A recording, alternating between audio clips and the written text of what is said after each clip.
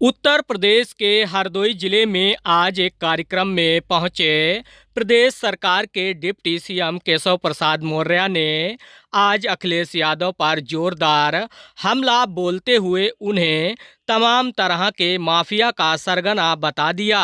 उन्होंने कहा कि अखिलेश यादव को कोई अधिकार नहीं है कि वह दंगे की बात पर कोई भी बात कहें, क्योंकि उनके शासनकाल में उत्तर प्रदेश एक भी दिन दंगा मुक्त नहीं रहा। इसलिए जब वह इस तरह की बात बोलते हैं तो यह बातें हैं उनको शोभा नहीं देती हैं। केशव प्रसाद मौर्य सरकार में उच्च शिक्षा राज्य मंत्री रजनी तिवारी के स्वर्गीय पति व पूर्व विधायक उपेंद्र तिवारी के पुण्यतिथि पर आयोजित किसान प्रदर्शनी में शामिल होने हरदोई के शाहबाद कस्बे में आए थे।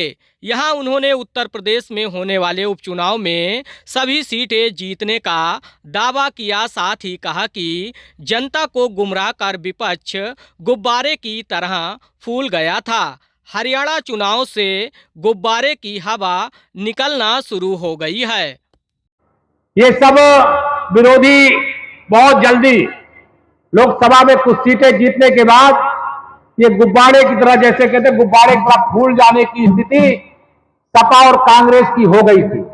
लेकिन उस गुब्बारे की हवा हरियाणा से निकलना शुरू हो गई है। अब वो पूरे देश के अंदर निकल जाएगी, आप विश्वास रखना।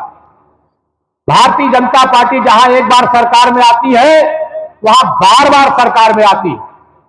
हम उत्तर प्रदेश में 2017 में सरकार में आए थे, 325 विधायक आप लोगों ने जिताया था, पूरा हरदोई जिताया था। 2022 में भी हमारी सरकार आपने बनाया है और मैं पूरे विश्वास से कह सकता हूं तीसरी बार उत्तर प्रदेश में भाजपा सरकार आपके आशीर्वाद से फिर से बनेगी। और जो लोग मुंगेरी लाल के हसीन सपने देखते थे वो नींद में देख सकते हैं ऐसे सपने, लेकिन जनता को अब गुमराह करने में कामयाब नहीं हो। हरियाणा में कमल खिल गया है क्योंकि उन विरोधियों के झूठ का पर्दाफाश हो गया। अभी यूपी के अंदर उपचुनाव होने जा रहे हैं 9 सीटों पे, 10वीं सीट का मुकदमा हाईकोर्ट में चुनाव आयोग ऐलान करेगा 10 के होंगे, अन्यथा 9 सीट के होने जा रहे हैं। हमें पूरा विश्वास है कि 9 की 9 सीटें भारतीय जनता पार्टी यूपी के उपचुनाव में भी जीतने जा रही है। महाराष्ट्र में हमारी सरकार है और मैं पूरे विश्वास से कह सकता हूं कि 20 तारीख नवंबर की 20 तारीख को वहां मतदान होगा। आज 21 तारीख है, आपको एक महीने बाद फिर से महाराष्ट्र में भारतीय जनता पार्टी की सरकार शपथ लेते हुए देखने को मिलेगी।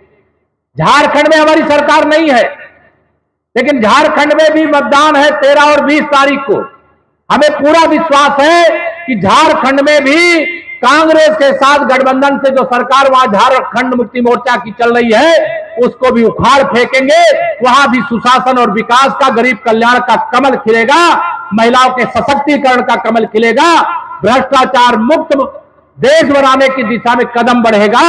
ये तमाम ऐसे विषय हैं जिन विषयों की मैं बहुत देर तक चर्चा आपसे कर सकता हूं। आप देखिए, आज यहाँ पे हमारे स्वर्गीय विधायक उपेंद्र तिवारी जी की पुण्यतिथि पर आयोजित कार्यक्रम में आया था और अलग अलग विभागों के यहाँ पे स्टॉल भी लगाए गए थे। दिव्यांग भाई बहनों को यहाँ पे बैटरी से संचालित होने वाला ई-रिक्शा उनको प्रदान करने का भी काम हुआ है और बहुत भव्य और दिव्य कार्यक्रम हुआ है। हमारी यहाँ की विधायक और प्रदेश सरकार में मंत्री बहन रजनी तिवारी जी इस कार्यक्रम को आयोजित की थी।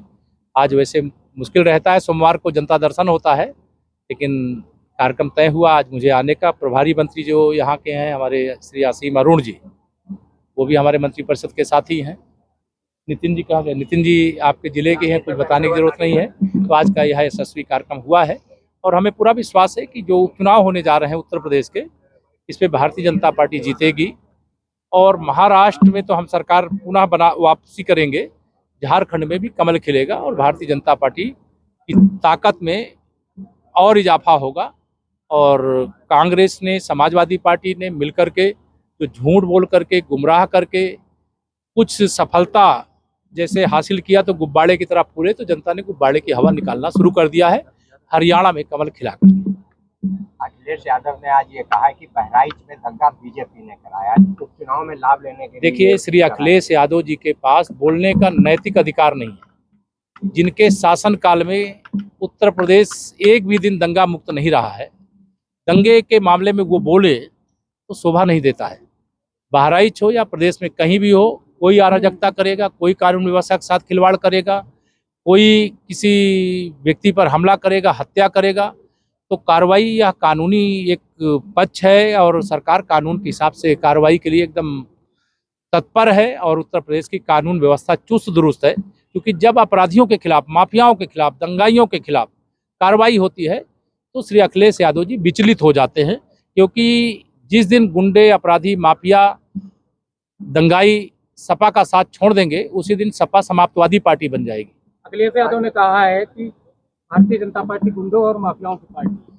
ये तो आपको भी समझ में आ रहा है कि मैंने कहा गुंडों और माफियाओं के खिलाफ जब हम कार्रवाई करते हैं तो विचलित कौन होता है? श्री अखिलेश यादव जी होते हैं। अगर श्री अखिलेश यादव जी विचलित होते हैं तो स्वाभाविक है गुंडों की पार्टी कौन है, उत्तर प्रदेश की जनता अच्छे से जानती है। एक सवाल और है सर, अखिलेश यादव, अभी आपने चूंकि सदस्यता अभियान की बात की, उन्होंने आज सदस्यता अभियान पर भी कहा है कि भाजपा जो है सदस्यता अभियान नहीं, जमीन पर कब्जे अधिक करने का अभियान चला रही है, आरोप है अखिलेश यादव। देखिए, श्री अखिलेश जी के बारे में बार बार कह चुका हूं, गुंडे, अपराधी, माफिया, भूमाफिया, शराब माफिया, नकल माफिया, भर्ती माफिया जितने हैं उनके सबके सरगना है, सरदार हैं।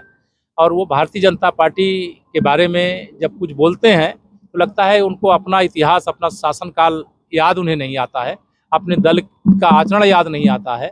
जहां अपराध होता है, अपराधी पकड़े जाते हैं तो उसके पीछे कहीं ना कहीं समाजवादी पार्टी के किसी नेता का हाथ होता है।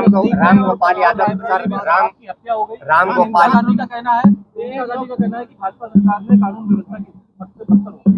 कौन कहा है? प्रियंका गांधी के रायबरेली में अभी उनको कहिए वायनाड से चुनाव लड़े, रायबरेली हम लोग संभाल लेंगे, उत्तर प्रदेश संभाल लेंगे। रामगोपाल यादव का एक बयान है, उन्होंने कहा है कि समाजवादी पार्टी उपचुनाव में एक तरफा जीतेगी। पिछली बार भी भारतीय जनता पार्टी ने 80 में 80 का दावा किया था, नतीजा सबके सामने है। ये तो दावा वो 2014 से उनके दावे देखिए, 14 में जो दावा किए सपा सफल नहीं हुई, 17 में जो दावा किया सत्ता में थे विफल हो गए, 19 में सपा बसपा गठबंधन किए फेल हो गए, 22 में कहे कि 400 सीटें जीतेंगे, चारों खाने चित हो गए, 24 में उन लोगों ने जनता को गुमराह किया। न संविधान को खतरा, न आरक्षण को खतरा, न गरीब को खतरा, न पिछड़ों, दलितों, किसी वर्ग को कोई खतरा नहीं, सबका सम्मान, सबको अधिकार मिल रहा है।